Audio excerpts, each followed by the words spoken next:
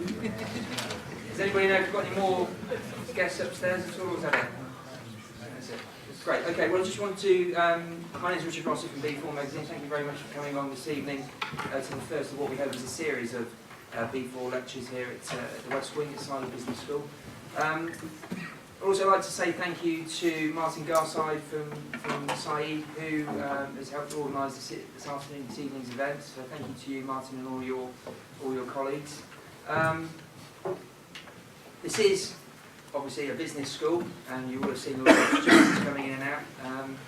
But Martin did want me to emphasise that this is a facility which all of you can hopefully take advantage of at some stage in the future. After the talks this evening, Martin will be on hand to show you around the rest of the facility. So if you would like to tag on to Martin, he'll be giving you a full tour of the building.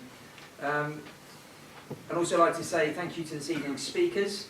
We've got Tim Luscombe from TVBA, we've got Guy Constant from Morgan Cole, we've got Mark Crossfield from the M Group, and we've got Ross Jordan from Lloyd's TS. No, not. See, I asked you this, and you said no, don't say TSB, and I knew I'd say it. Lloyd's Commercial Finance. Apologies.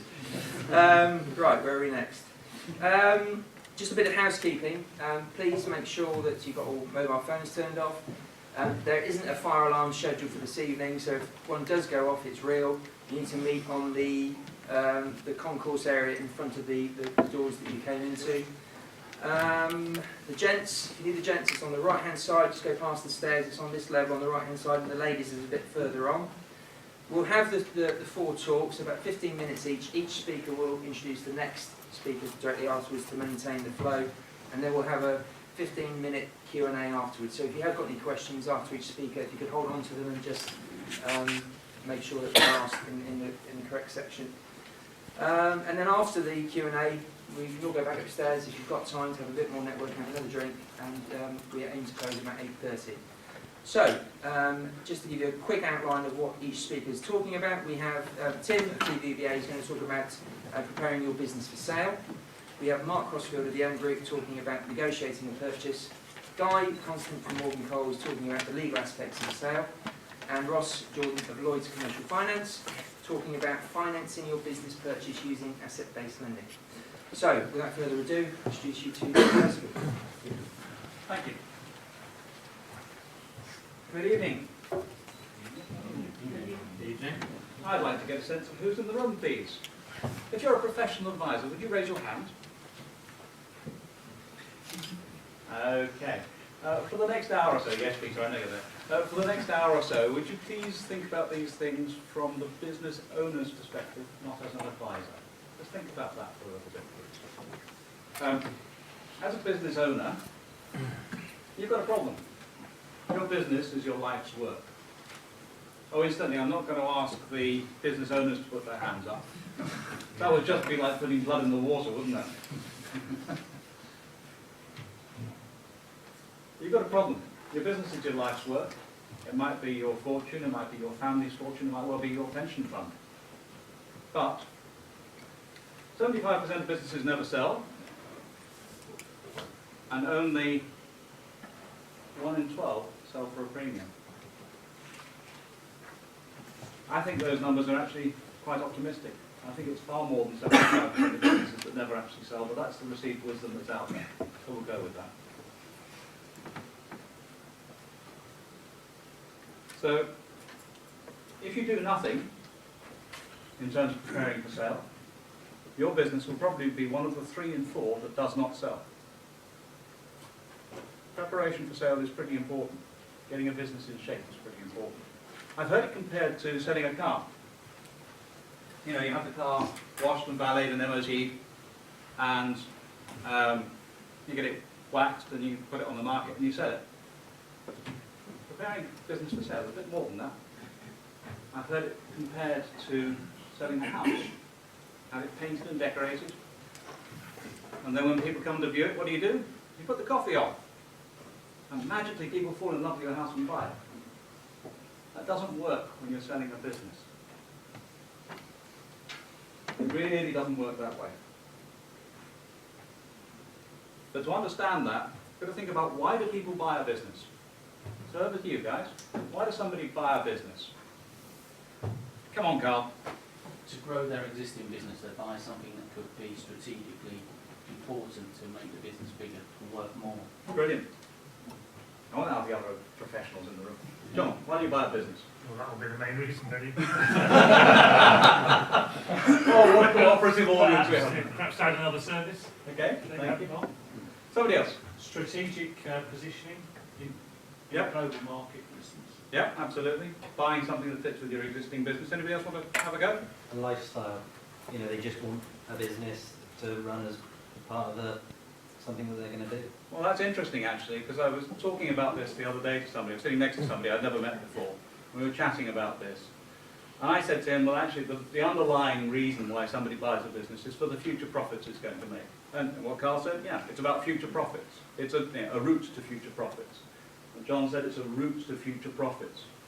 That's why you buy a business, for the future profits it's going to make. But there are exceptions. The lifestyle business is one of them. And the exception I always use is the football club. I never understand why anybody who ever buys a football club. They do, and they lose a fortune. And I said this to this chap I was sitting next to, and he said, I think you should say that. I've just sold Swindon Town Football Club. I'm a lot poorer than I used to be. It's a true story. Sorry, it's absolutely true. So people are buying businesses for the future profits they're going to make, however they're going to make it, either from what the business is doing today, or from what the combined business, their business plus the business they're buying, will do. The strategic acquisition, venturing into new markets, new products, new services. That's why they're buying a business. So when you wear the buyer's mindset, you're thinking, how can I get profits out of this business? What can I do that's going to make this business, combined with what I've got, make money for me? That's the message. So, how special is your business? Are you one of the 1 in 4 that's actually going to sell?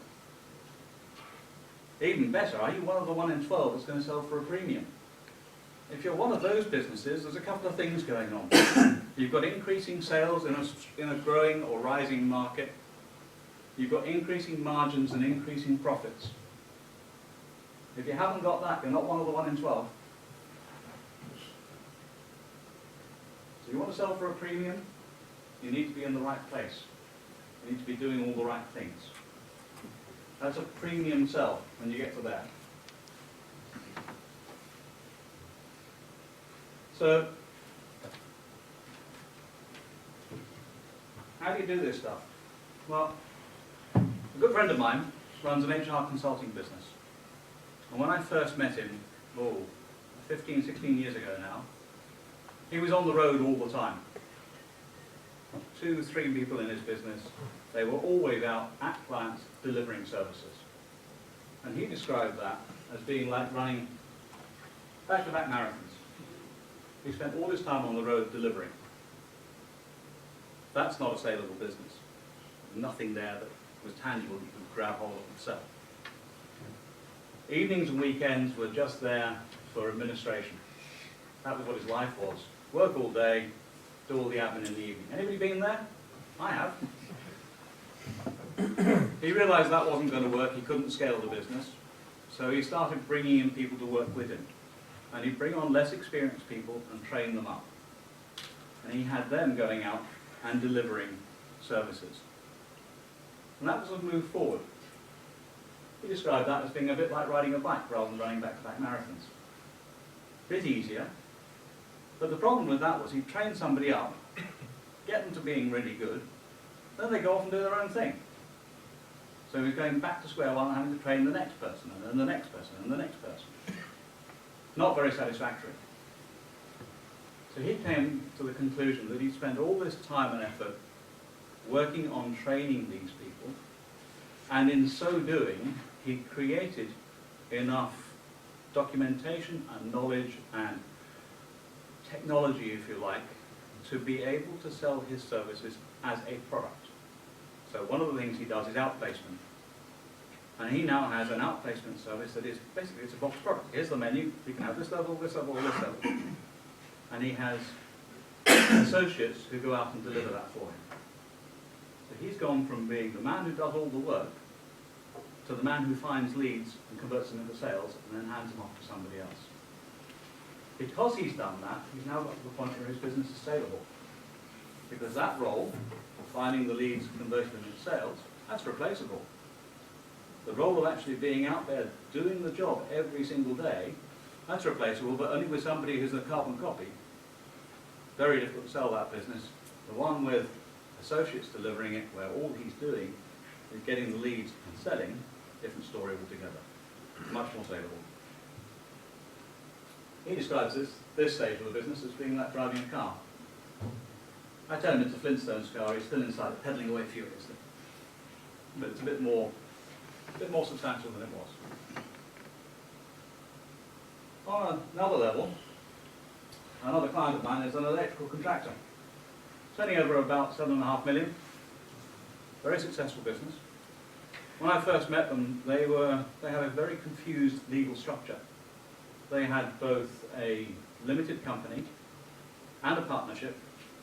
Both were trading under the same name. So, actually quite difficult to say what exactly you were going to be buying. You can be buying the partnership, you can be buying what exactly is going on, who actually holds all the relationships. And Guy will talk about the contracts. I will talk about the contracts later, and how that all works. They didn't have any contracts. They didn't even have employment contracts. So a mess. But underlying it, there were a couple of commercial issues as well. The simple commercial issue, if you like, was they didn't have enough people capable of project managing. Any of you who's worked in the construction industry or industries related to that will know that finding people who are capable of getting the right people with the right bit of kit to the right site at the right time is incredibly difficult.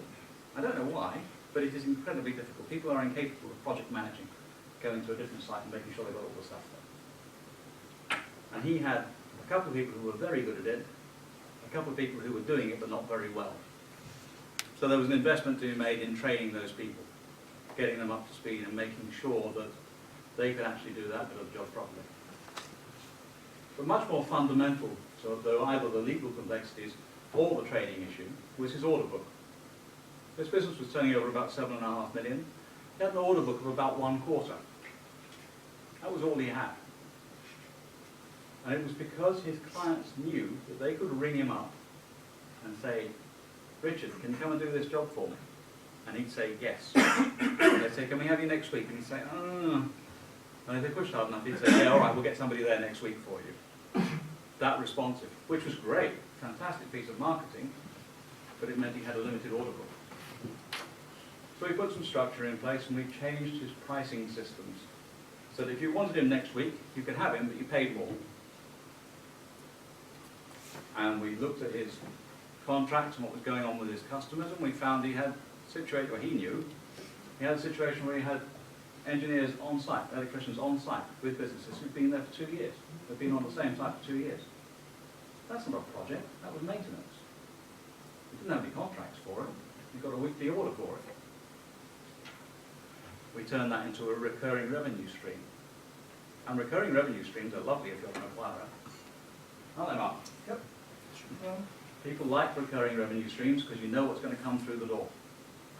Especially if it's under contract, which it isn't always. So it is possible to take a business that's either solely dependent upon the individual, as my friend Paul's business was, or it's complex and messy and doesn't have all the necessary attributes, and put it into a position where it can be solved. Like Richard's business, the electrician, the electrical contractor. How we do that, really remarkably simple. Step one, we go in and find out where we are today. We do an assessment piece. We go and work out what's the value of the business today, but more importantly, what are the value drivers? What are the things that are really good about the business? And what are the value drainers? The things that are really bad, that are going to take away the buyers, scare the buyers off. We've got today's value, we know what the good bits are, we know what the bad bits are. The next bit is a conversation we have with the owner, where you say to him, when do you want to sell? And how much do you want to sell for? And he usually says, £2 million tomorrow, please, because they always do. And we have a fairly lengthy conversation and come to an agreement. And the time scale is usually 3 to 5 years.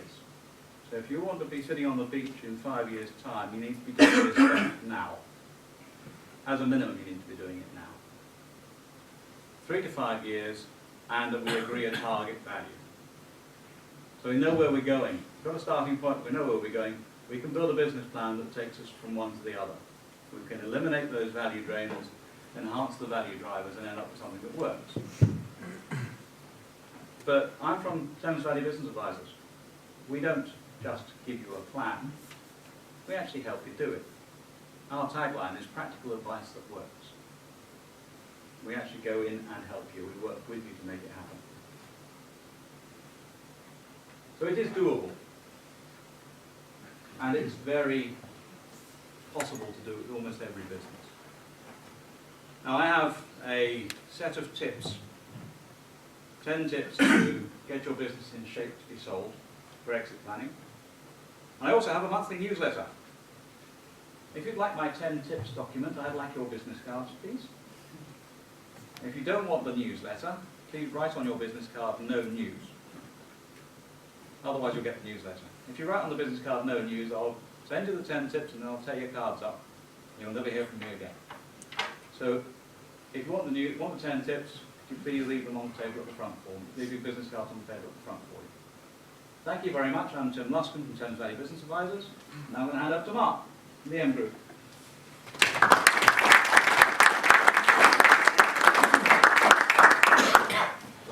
Thank you, Tim. Oh, I'll finish off. please do. Evening, everybody. I'm going to spin this around now. You've heard a little bit about the sale and the process. I'm really looking at it from a buy-side perspective. But to some extent, they're the same size of the coin, really, because you've got to think about what a seller wants and what his aspiration is and what his motivation is to get out. A seller usually wants to get best price, all the cash up front, no deferred, no ongoing responsibility, no ongoing interest in the business, potentially, and to maximise the tax benefits. That's pretty much the criteria for most sales that I see. Funny enough, the buyer wants the complete reverse.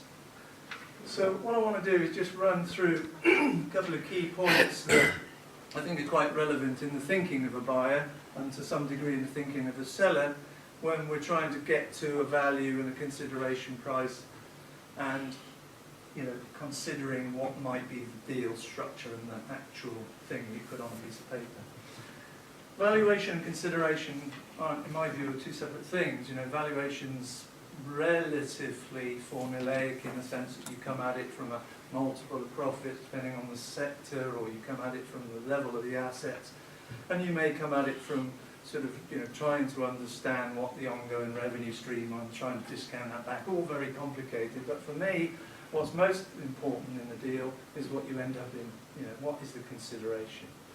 And the consideration really will depend on the 2 points below. So that is what kind of buyer you are and what kind of structure do you put together when you're doing that purchase.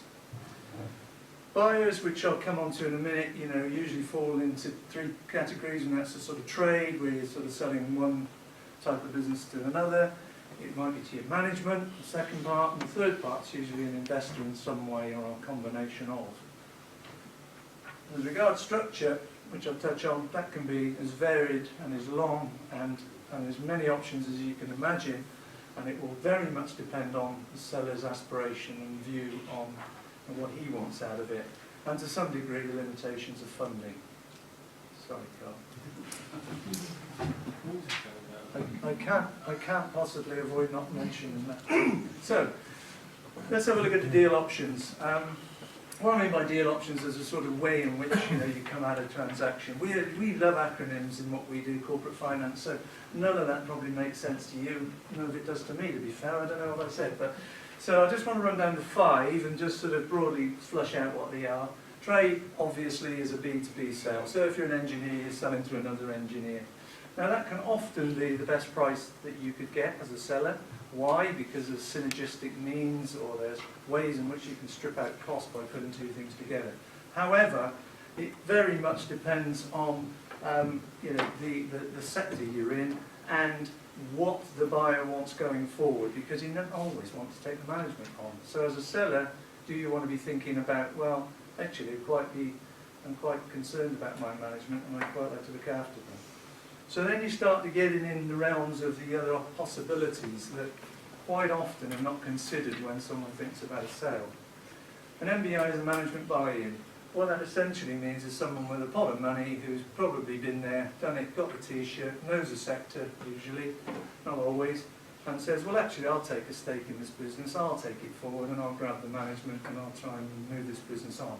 A bit like a private venture capitalist, if you like, and there's quite a lot of these people coming out of the market who have got a payout or have done many, many years in the industry, usually an MD, that says actually I want to go and work for myself. Okay? Next one, which you probably heard us say very often, the terminology being MBO, which is management buyout, and that's really giving your management the chance to say, well, come on, guys, could you buy this business?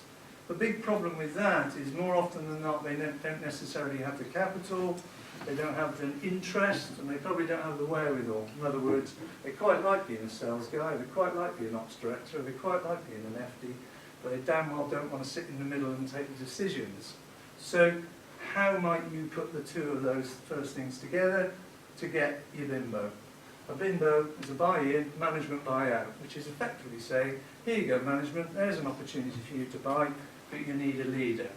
And what we do is we bring leaders in, like an MD, who might take a lead in that transaction. Okay? So there's another way, excuse me, there's another way of coming at it from a buy-side point of view, but it's certainly something that a seller should think about. And the last one, which is actually involving a lot of the seller's involvement, but it really comes back to this view that actually I'd quite like to help the team go forward. I might be able to sell to trade, but actually what I'd like to do is I'd like to assist it. So vendor initiated and assisted management buyout, VAMBO for short. So no Rambos up there, but what that's really saying is, why don't I help the management team buy this business? Well, they haven't got 2 and 6 to rub together, so how do we actually go about doing that? Lloyds and I concluded a deal in April, which was a reasonable sized business, around about £4.5 million. And what that was a matter of the sellers saying, we really, really like the management, take it forward, but we know they haven't got a lot of money. So that probably rules that out, doesn't it? Well, actually it didn't. Because what we ended up doing is raising a bit of money off the balance sheet. We actually got the guys to raise a small amount of money, and it was very small. And then the sellers took out all the cash on the balance sheet, less the working capital, and they then created effectively a loan note into the balance sheet of the new business that was acquiring it. What that meant is that they were then effectively the bankers, so they could control that whole process of getting their money back, having appropriate step-in rights, so that if the new buyer didn't provide the repayments on a monthly basis, then they would be able to step in and take control again. So management loved it because they were literally putting in not a lot, but they actually got they got the company going forward. And a nice thing from the seller's perspective is they knew it was in safe hands because these guys had come through the ranks and they knew them and trusted them. So there's pros and cons on all of those, I have to say, but it very much depends on the driver from the seller, i.e. what does the seller really want? If he's desperate to get out, he wants to retire and fly off into the sunset, he probably isn't going to consider 2 to 5. Funding. The reason I put that up is because I think it's got an impact on deal size and certainly deal price and deal structure. No doubt in my mind that the availability of acquisitions varies to size. In other words, if you've got a very big business that's got lots of revenues, forward and backward visibility, banks and VCs will be very keen to sort of support those businesses. But in the main, where you're looking at much smaller businesses, a couple of million turnover, 3 or 4 million turnover, those sort of acquisition lines are not around anymore. What's been pushed more and more into the market is asset-based lending, which I know Lloyds are going to talk about in a minute. So since 2008, the collapse, I think it's really been down to just a number of sources, which is why management buyouts and buy-ins is beginning to take a higher prevalence, because that's the sort of source where you can get some money into the deal. Equity, lots of sources on equity. In my view, it's very expensive. The big thing to think about is just the dilution of the security, or should I say the shares, because if you're involving someone else who's putting money into a deal, they want a slice of the action, and usually more than the management might be looking to get. So, you know, it's certainly food for thought if you're trying to structure a deal using equity. Debt, asset-based lending is probably the only way in which you're going to raise money off of a balance sheet these days. But when you put all of those together, I believe there's a real impact on price, because price can be one thing, but can you actually service it? Is there the debt capacity within that business to raise that kind of money?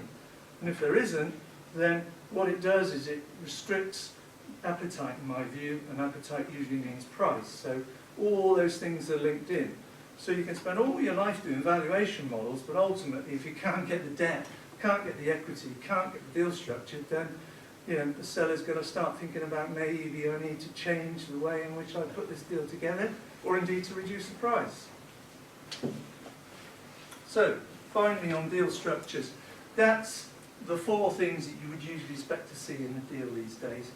Cash out means to a seller, how much money am I going to take out on paper? In other words, how much is the buyer going to give me?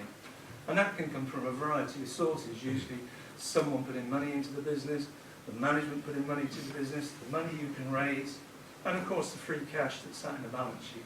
So why shouldn't you have that out? I mean, apart from providing for working capital, there's no reason why that shouldn't come out. Also qualifying for entrepreneurs relief, so it's something they want to do.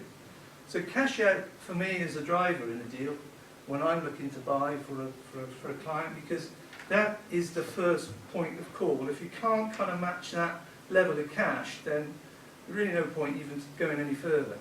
But if you can get to the cash out position, then I think the other three things tend to be the, if you like, the sort of mixture that brings the deal together. Rollover, reinvestment of the vendor, much more prevalent these days.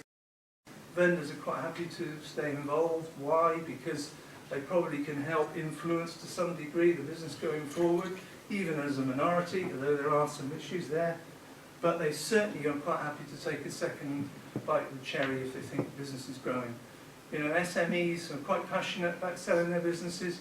You know, they've grown it for 30 years, so they're more than happy to see that business grow again going forward. Deferred loans and earn-outs are the sort of balancing pieces. I mean, deferred loans are effectively unsecured loans that a vendor leaves in and says, right, you pay me back over some time.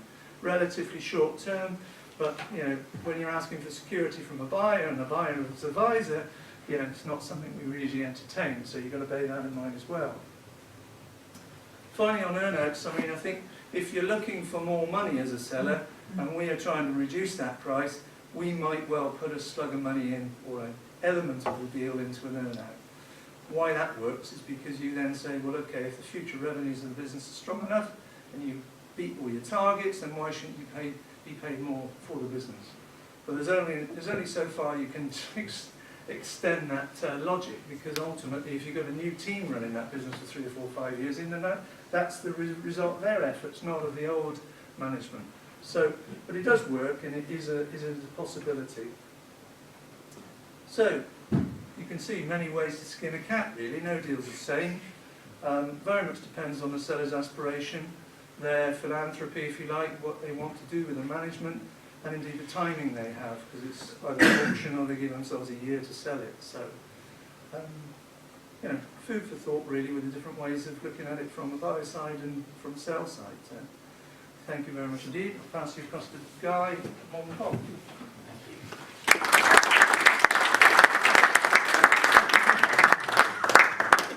Right, my name's Guy Constant. I'm from Morgan Cole Solicitors here in Oxford and in Reading. I've been asked to talk a little bit about what you'll need to understand from a legal point of view, which sort of falls into two categories, really. First one, getting ready for the legal process. Tim's talked at some length about the sort of a 3 to 5 year duration to get your business ready, making sure the strategy's right, making sure you've got your customers right, and so on. And he quite rightly says that takes a few years. The legal preparation doesn't take quite as long as that. if you can get that sorted out in readiness for an exit, you can save yourself a lot of time and an awful lot of legal fees as well. And the other bit is the legal documents themselves. You can sell a business for £100 million if you're lucky by signing a one-page stock transfer form, which does beg the question why we lawyers like to produce towers of documents. Mark's sort of touched on it slightly as to why it's a bit more complicated than just £100 million cash on completion. But so I'll give you a quick overview of the documents, what we do for a living, why we lawyers make them so bloody long, and try to explain that for you as well. Okay, firstly, preparing for the legal process. Why bother? As I say, I think Tim's explained why you need to get your business ready, to get it into a sellable position, to have the revenue streams looking fairly robust at the outset. Although we lawyers might tend to think we're terribly important, it is genuinely true that it's very often not the legals that hold up the deal. There are sometimes some legal things you do have to make sure you've got right, but if you don't get your house in order beforehand, I've got an experience of going to see a client just last week who's looking to sell the business. They've been owning it. They've owned it for about 25 years. And I went to see my initial meeting to go and see them and see what documents they've got, contracts, and particularly the legal, what are called the company books, the register of members that actually proves who owns the shares. And I knew the 4 people who thought they owned the shares. And the FT said, oh, well, we haven't looked at that for ages, and opened up a safe, and sort of spiders and bats flew out. And sort of, there was about 60 lever arch fire, and that's me a week ago with a full head of hair.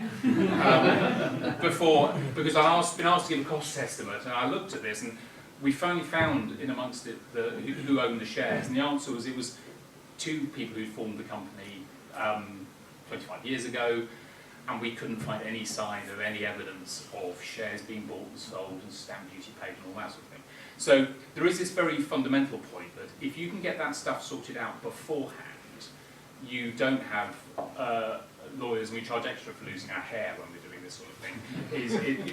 If that stuff, by contrast, a client who has got everything in apple pie order has a much lower legal fee. So there's another good reason for getting your house in order if you can. So what do I mean by that from a legal perspective? As I say, Tim's talked about what is the more important stuff. I would hasten to add about your strategy. But from a legal perspective, some ways to save some time and money by getting it sorted out beforehand. There's a number of ways that sort of the law impacts on a business.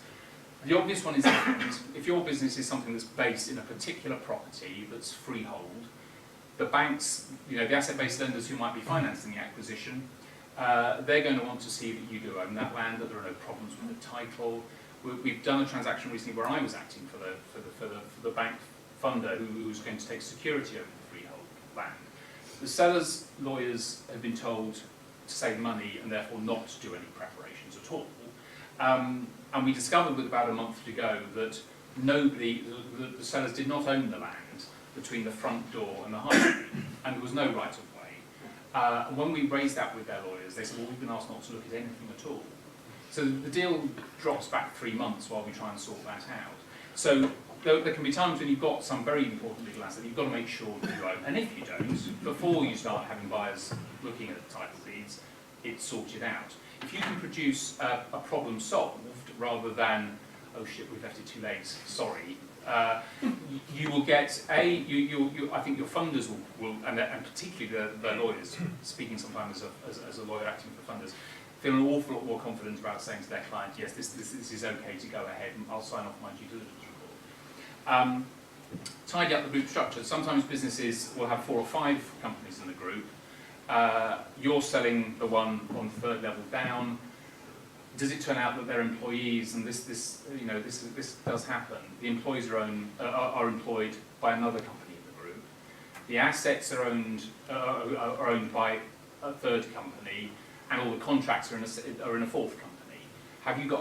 If that's not the case, get that sorted out beforehand, before the rather smug buyers' lawyers start laughing at you when you haven't got that stuff organised ahead. Employment contracts.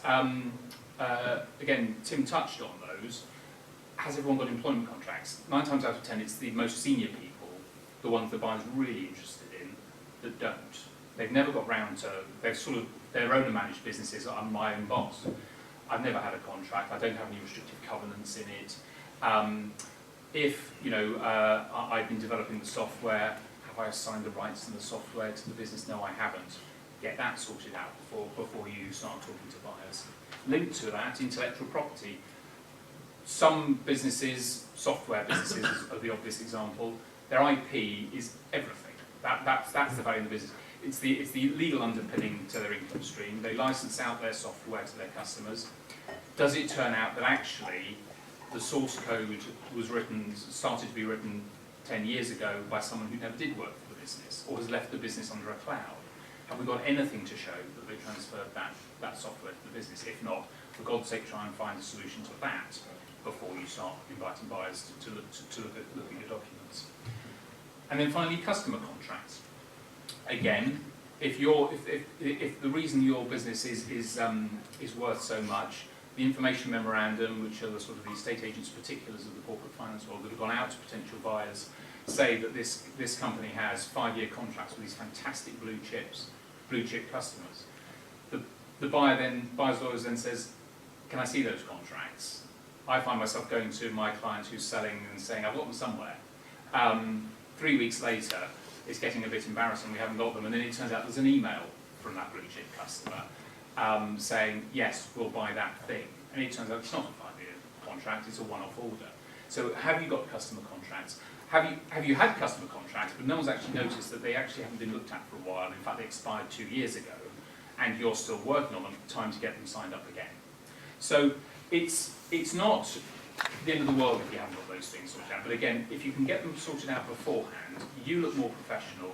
You can, as I say, produce problems solved to a buyer rather than crises. And the smug buyer's lawyers don't get to gloat. Okay. The legal documents. As I said, why do we lawyers draft documents? You know, sort of Manhattan skyline of documents when you sit down at the conclusion of the deal. Mark's touched on many of the reasons why. As I say, you could do it with one stock transfer form, but no one ever really pays cash on completion. There'll be earn-outs, there'll be deferred consideration, there'll be loan notes, you know, for vendors who have got to wait a little bit for their debt. There will be funders who have got their own documentation. There might be equity funders who have even more documentation. So that's why, says he humbly, why we lawyers draft so many of them. The thing to do for you, though, is for your advisors to take you through them, explain to you in you know, clear language what those bits do, why you have to worry about those bits, why, despite the fact that they look worrying, those bits aren't quite so worrying.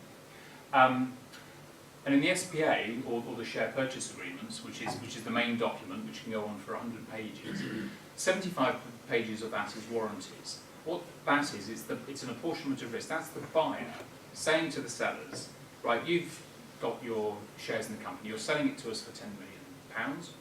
That's fantastic. We want you to promise that there's nothing wrong with it. So you give 70 pages of warranties saying all your customers are happy, that all of your customers pay on time, your employees love you, your employees have never brought a complaint, all your insurance is paid up, everything is perfect, all my tax returns have been done. So that a buyer, if he doesn't ask those questions, the buyers can do nothing about it. Now, again, Tim and Mark have both concentrated on how people value businesses, and it's usually a multiple of profit, whatever that multiple may be. And again, the fact that every now and again an employee has brought a claim, or every now and again a customer is not right on the button with paying, does not mean that the multiple of profits is wrong. But if there are any problems in those areas, those warranties protect the buyers. So for you as a seller, the way to do that is to disclose. If there are the odd problems, you disclose that. Then nothing's ever perfect. Again, sellers will often say to me, we won't need to make any disclosures, everything's absolutely fine. Fantastic. Well, again, that's great, and provided I can find all the contracts to prove that, it'll be great. But if actually when you sit down and think, oh no, actually we do have that customer who we're worried about, we do have that employee that we're worried about, then you can disclose that, and if you disclose it, the buyer can't bring a claim. So it's for you as sellers, that's your own personal protection, because you will be liable if there are any of these problems and you've not made the disclosures. Finally, tax deed, I'll be even shorter on that. That's just a document which some of you may have come across, which just apportions the liability for tax between the sellers while they own the business and the buyers after they bought the business. People much cleverer than me draft that document, but that's an important document as well to apportion the liability for tax. So that's 4 of the main documents. There are several others, but those had to be gone through, and I think it brings me on nicely to sort of the process, because I was talking to some people beforehand about the joys of email communications, and there's a danger now sometimes in negotiating on sales of businesses, that there's a danger that people like me, the lawyers, start flinging 150-page documents to and fro, sending them to their clients. Dear client, here's 15 documents, let me know if you've got any questions. That's not a way to process sensibly and cost effectively the sale of a business. There are some clients who will say to me, is it all right, and have you got an insurance policy, in which case where do I sign? But most clients need a bit more explanations for them. And the way to do it is not, as some lawyers do like to do, just flinging documents to and fro and then 2 days later chasing why I haven't had a response. The way to do it, in my opinion, is that you as the sellers, having met your buyers funders, you look through the documents, come up with 5 or 6 points that are worrying you properly, that you think are wrong, that are not what you thought was agreed. Find out what those 5 or 6 key points are, meet the buyers face to face, if at all possible, with your lawyers, so that the lawyers don't fling stroppy emails to each other saying, my client wouldn't dream of signing a document like this. Get everyone round a table, bash out to your satisfaction what those 5 or 6 problems are. At that early stage, if you find you can't find a reasonable response to your problems, you can stop there. You haven't run up too much in the way of professional fees. Don't let your lawyers just address every single drafting point in the same way, with the same sense of importance, with the way lawyers can if you don't keep them under a tight rein. So find out what your particular problems with the documents are, once you've been through them with your lawyers, sit down with the buyers, find out if you can get those things agreed. Everything else can follow, okay?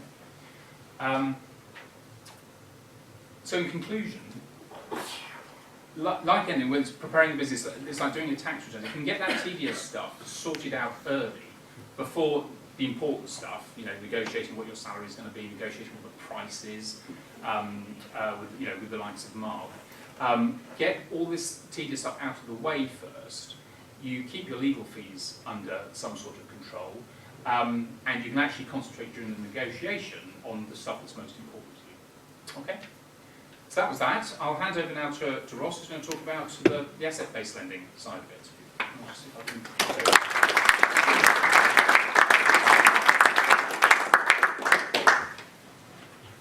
Good evening. I think we've heard a bit tonight already about buying and selling your businesses. We've heard about the legal process. The big question is, how the hell are you going to pay for it? That's what I'm here to talk about. Okay. What's happening out there? We'll talk a little bit about what's happening in banking generally. Just to position myself, we work for the asset-based lending side of Lloyds. You can't walk into a Lloyds bank and meet me or one of my team. We operate totally outside of the traditional banking division. We do work alongside the bank, but our area is much more specialised, and we go direct to market, we deal with the professionals. We're not based in the high street banks, although I have that background, I must say. So what's happening out there? British Bankers Association have said that business lending fell by almost 400 million in Q4. I think figures are just out in the last few days that say that they've fallen in Q1 as well. Overdraft usage dropped by a third since 2011. So substantial shift in the way that business is borrowing, or indeed, as that's saying, actually not borrowing. Demand for traditional bank finance is down. Why is that? We spend a lot of time talking to businesses. A lot of you guys are business people here. We believe a lot of business is sitting on its hands. Assets are being sweated more. We're not finding the demand. The government's brought out the new lending scheme. We're not finding a huge take-up on that. So we think people are still sitting on their hands. Europe is challenging at the moment. Most of our exports go into Europe, so it's a difficult time for business. I think business is holding back from taking that step forward. The other side of the coin to that, in terms of my side of the business, asset-based lending, it was up in 2011, it's up again in 12, and we're forecast to grow by another 9% this year. So it's a whole different picture to what's happening in the banking world.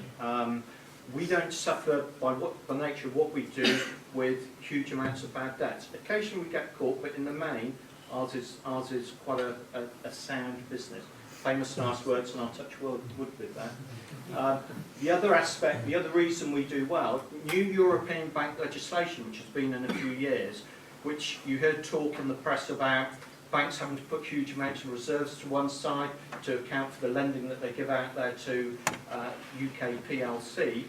As a rough guideline, because our product set is somewhat different, we can probably get 10 times the funding out there that the bank can for the same amount of reserves. So we're quite popular with the bank, and the banks have woken up to go, actually, this is a way forward. And if you go to places like the States, you can't get an overdraft facility in the States, you have to do asset-based lending.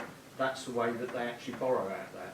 Overdrafts just don't exist. So it needs a fundamental rethink about how businesses are funding themselves and indeed what's available out there. Funnily enough, I was brought up in Oxford, did my early banking here with Barclays, and a lot of the time was spent doing debenture lending for local businesses. It doesn't work in this current time. It doesn't give business what it needs, and it, more importantly, doesn't give banks the security that they need to have in this day and age. So what do we do, and how are we positioned in the marketplace? That's a slide that says to you, we're number one in the business, and we fund 1 in 4 businesses that do asset-based lending, basically. We're very strong in Europe. We have a strong European operation. Okay. In terms of Europe, those are the countries we actually operate in, and we fund in those currencies in those countries. So if it's a pan-European business, and we've got some examples later of pan-European businesses we funded, those are countries that we actually look to. Okay. What type of business do we fund? You've got here a simple slide. At the start, you've got growing businesses, so owner-manager type businesses, grows up to mature, and restructuring. So the full remit of a business life there, really. In terms of the growth, startups, organic, acquisition finance, those are all things that we fund, and we'll talk about how we do that. Core solutions, what we will actually do is look at the assets within those businesses, and we will then fund the debtor book, plant and machinery, we'll refinance that, any property that's there, and inventory as well. So we'll put that together as a complete package, which is very attractive to someone actually buying a business or restructuring their own business. As you can see from the numbers that are placed out, typically we'll put out 75 to 85% of a debtor book. We'll do 75% plant and machinery on a liquidation valuation basis. And this frees up a tremendous amount of cash for a business, for whatever use that it's required for. Okay. What we do is non-disclosed, so people do not know that there is an asset-based lender sat behind it, so businesses, customers will not know that we are sat there. Across Europe, there's all different types of legal regimes. Every country has its own different quirk. We actually work within those countries for example, in Germany, we will work to German law, whereas I think you'll find a lot of businesses will go contractual subject to UK. We can actually operate on a different spectrum to that. what's happening in the market? The market is resilient. There's been 110 European deals in Q1 of this year. 30% of those have been in Europe. And interestingly, 88% of those acquisitions being made are actually outside of London. I think a lot of it goes into London to be done, but the market is reasonably buoyant. There is a market out there. UK business is very attractive. There's a lot of money coming in, a lot of buyers coming in and buying UK business.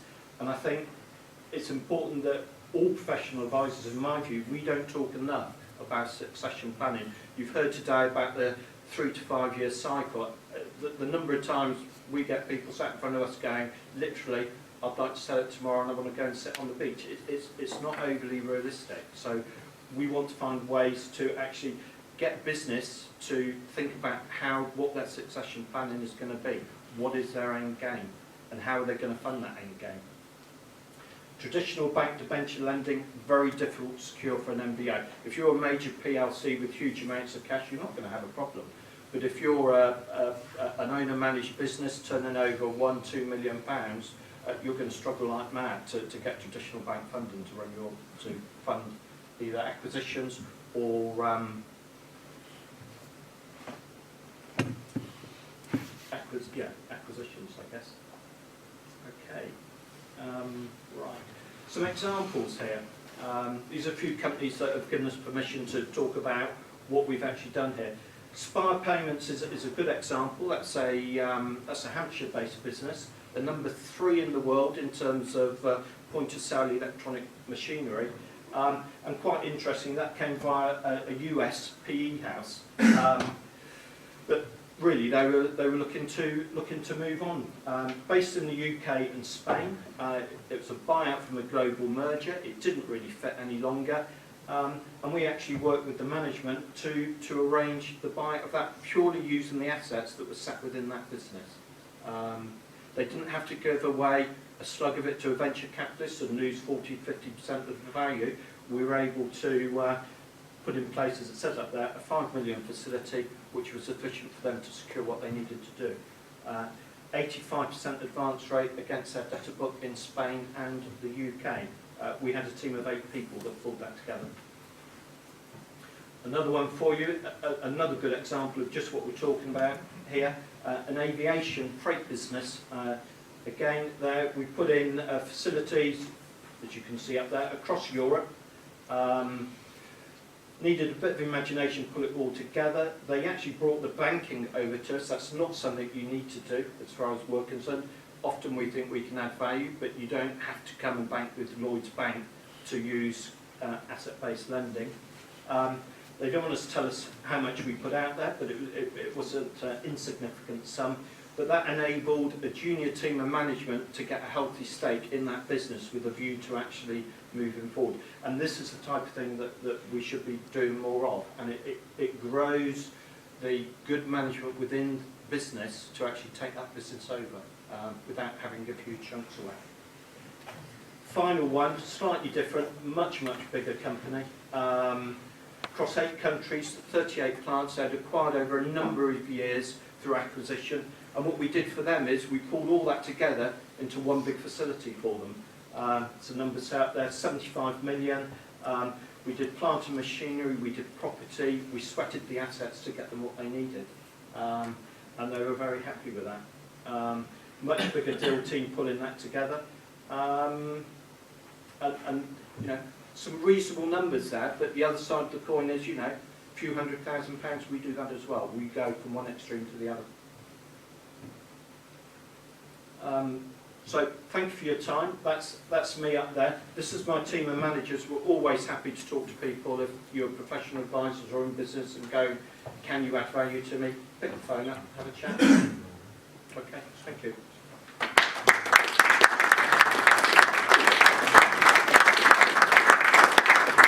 I'll hand over to Carl now, who will compare the Q&A session. So I'm Carl Iceman, Senior Director for Lloyds Bank. It's my opportunity to help. You're going to help me to get my own back on these 4, because you're going to help me do the Q&A. Really difficult questions, and we're up and running already. Question for Ross. In light of the the news today that the UK was the #1 country for inward investment in Europe, I believe. And banks like yourself and RBS have targets for lending. Yeah. Why is it so difficult to borrow money?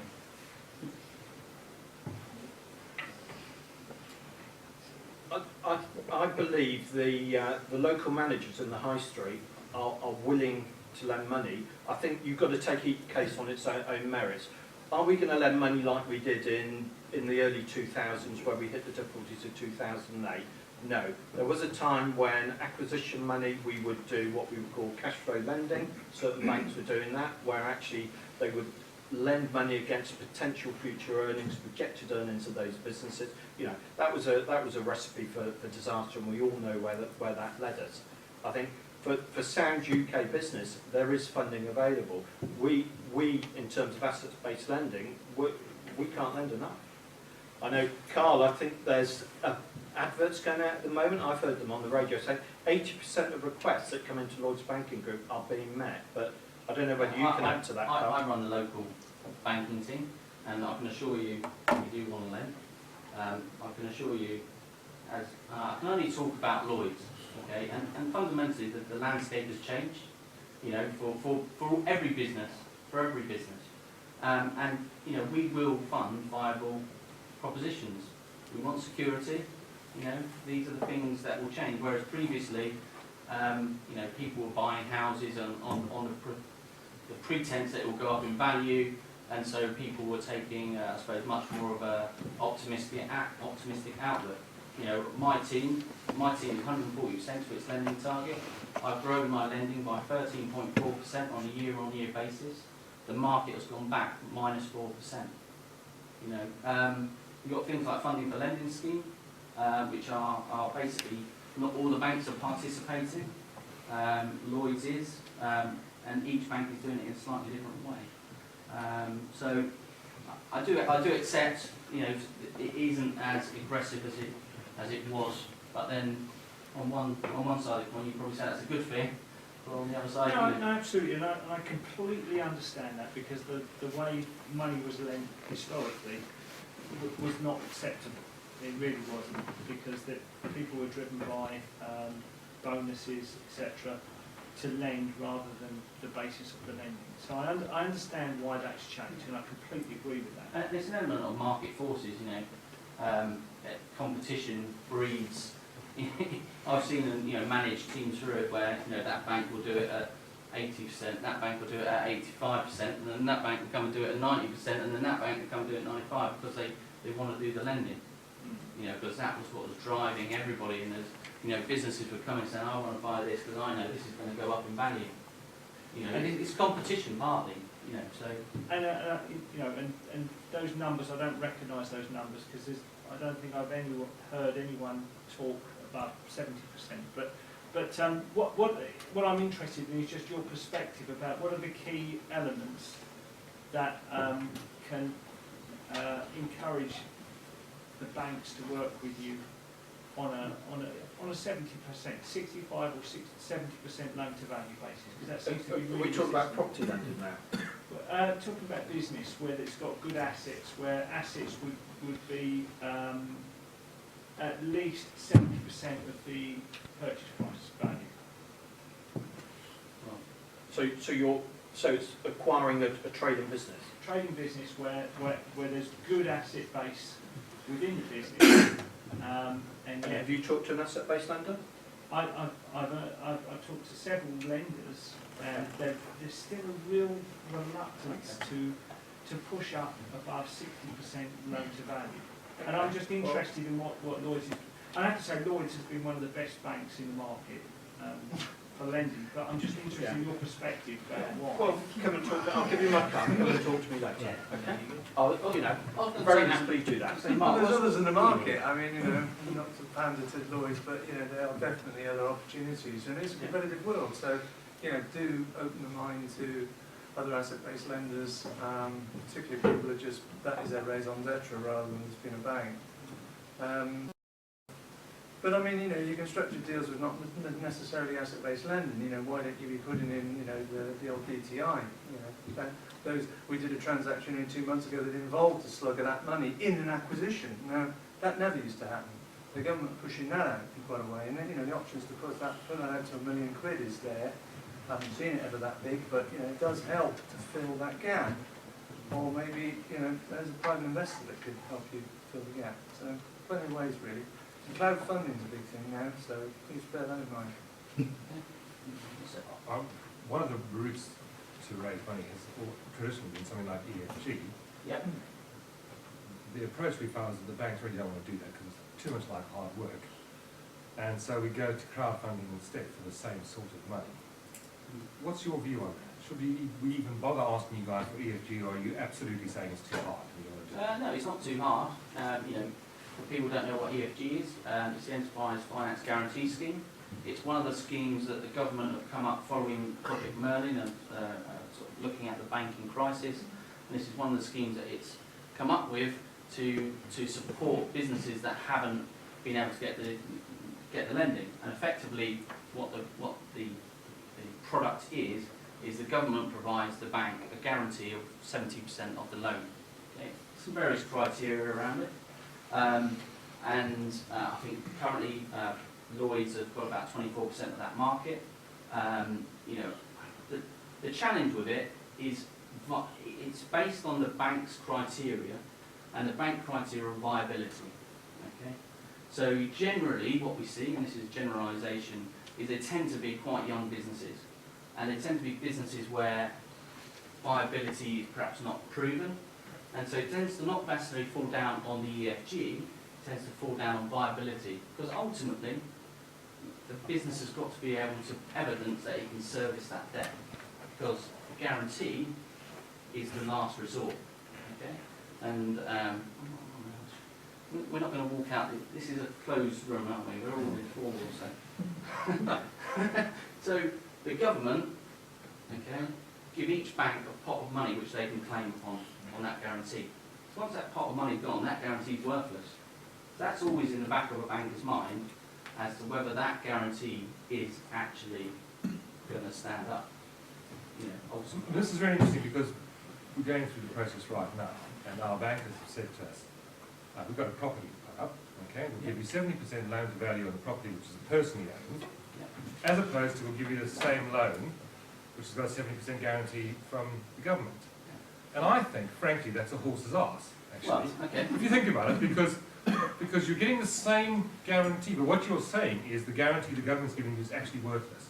Yes. And that's why you're not doing it. Yeah, a number of years ago, when I was doing the banking, we had a number of EFG loans that we claimed on with the government, and there was not an issue. And then probably about 7 years ago, we had a whole raft of them rejected, where they go, we don't think that business was viable, we're not going to pay it under the guarantee. So all the banks have gone, whoa, okay, we need to review this. So why is that not publicised, that you guys are refusing to do it because you think the guarantee is useless? No. On the criteria, part of the criteria is all directors of that business have to give their personal guarantee. Yeah. All directors have to use all their viable assets to secure first. It's only after all those things that it actually qualifies for an EFG. So if the director's personal worth and assets come before the actual guarantee from the government. The guarantee from the government is the very last thing that will be considered. The reality is a lot of people turn around and go, I'm not happy to put up my personal assets to secure that, I just want the government guarantee. And we're going, well, we can't do that. The scheme doesn't actually permit us to do that. You need to put everything in, and then the guarantee comes in behind it. And if people don't do that, it's not an option. Sorry, you. Yeah, so I advise businesses and directors, looking for these EFGs, and once you explain to them that their personal assets are first on the line, they then obviously don't generally then want to go ahead and go for an EFG, because after everything that happens, your assets go first and the bank can claim after. So your house and your livelihood all goes on the line, and it's a difficult sell once you explain that to a director of a business. I mean, there is an issue with putting personal assets on the line, particularly if the assets are in joint names of the husband and a wife is not a shareholder or a director. Yeah. Okay? Which is why you go to the EFG in the first place. Because the director can't put it on the line. So it's not as if he has an asset that he can put on, he can't put it on. Therefore, the government guarantee should count, shouldn't it? No, Why not? because it's your personal work. But he hasn't got it. It's not his. We don't make the criteria, that's the criteria set by. This is criteria set by government, so it looks great as a headline. Actually, when you get into the detail and you actually try and make that work for you guys, it actually doesn't work that well unless you're prepared to throw everything in and your wife prepared to put everything. And I fully understand where you're coming from. You go, why should I do that? It's probably a legal point there, isn't it? Around personal security, joint names. Yes, I mean, you're right. It's complicated from a legal perspective if you're married and your spouse has got nothing to do with the business. She's got to take separate legal advice, and again, could quite understandably turn around and say, "I'm not entirely sure I want to do this. This is the matrimony." Indeed. So if the wife says no, therefore it can't be used as an asset, why does the government not then say, well, then, okay, you've done the best you can, you can't do it, we'll not guarantee the rest. It's probably a question for government. It's still an asset, it just can't be pledged. It's still an asset, so it disqualifies the loan. A cynic would turn around and go, or the government could say, well, you're not doing that because it's your wife doesn't want to give it, and you could be telling her not to give it so you can get the government loan scheme. It's another way to look at it, and the reality is the rules make it very, very difficult to use it. It looks great on paper, but as you say, actually getting business to do it is a different matter. Okay, we'll move on to another question. Sorry, quick question for Tim. You said 1 in 4 or 75%, so 1 in 4 do go ahead in the statistics. And you then said only 1 in 12 sell at a premium. Yes. Is that 1 in 12 of the total, or is it 1 in 12 of the 1 in 4 that go through? 1 in 12 of the total. Of the total. The total. But as I say, I don't believe those statistics. I think they're wildly ambitious. Okay, so in principle then, if they're wildly ambitious, so let's say 85% of deals never happen, and out of the 15%, how many of those actually sell at a premium?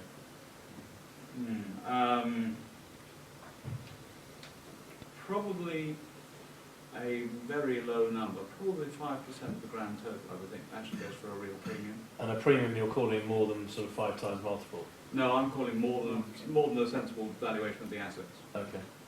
Well, a premium by very low margin, if you like. Okay. Thank you. Yes, sir. Another one for Ross, if I may, very quickly. On the basis that you said that in the States, asset-based lending is the way to go, and overdraft backed by the venture is not happening. On the basis that whatever happens over on the States comes over here at some stage, should Carl and Mike here be thinking about their futures? We always think about it's a life of a bank in that case. Yeah, it's a good question. People say we run about 10 years behind the States. America have never had overdraft facilities. They just don't exist. GE Capital is a major player out there. I used to work for GE Capital at one time. It's the accepted way of funding in America. And I think, UK PLC need to accept that funding needs to be looked at and funded in a slightly different way. And actually, in many respects, it's great for the seasonal business. It's great for that growing business. How many times you sat there and the bank manager's gone and years gone past, and I've done it, we think you're over trading, you need to rein back a bit. You don't get those problems with asset-based lending. But there is business culture. There is still rightly or wrongly, there's still a stigma about the product. There can be, yeah. I see it with my team quite often. That is the right product for that business. It's like a stigma of many years it's a lender of last resort. Yeah, but factoring was very much seen as the lender of last resort and seen as what failing businesses do. It's no longer reality in the business world, really. The product has moved along. You've got a number of lenders. Some are independent. A number are bank-owned.